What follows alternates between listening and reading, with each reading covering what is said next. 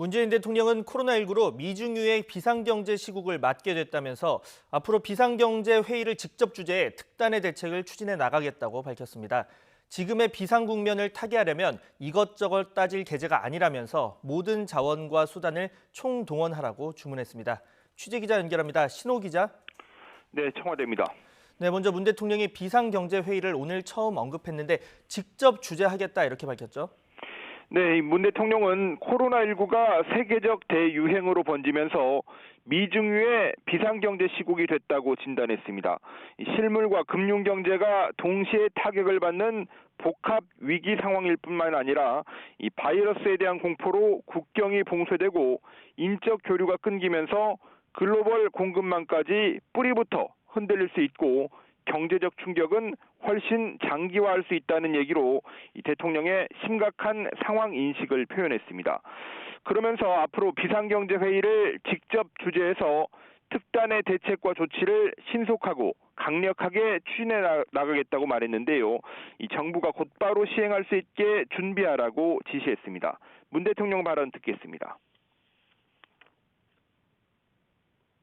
비상경제회의는 비상경제 시국을 헤쳐나가는 경제 중대본입니다.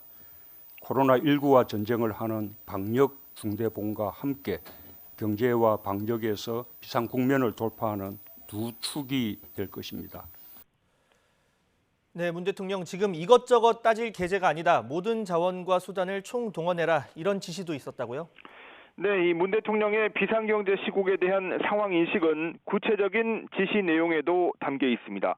이 경제 대책에 대한 세 가지 주문이 있었는데 먼저 유례없는 비상 상황에는 대책도 전례가 없어야 한다고 했습니다. 이것저것 따질 계제가 아니고 쓸 수 있는 모든 자원과 수단을 총동원해서 비상 국면을 타개해야 한다고 강조했습니다. 앞서 기획재정부와 여당이 코로나19의 추경 규모 확대를 놓고 엇박자를 냈는데 이 추경 증액에 힘을 싣는 언급으로 볼 수 있습니다.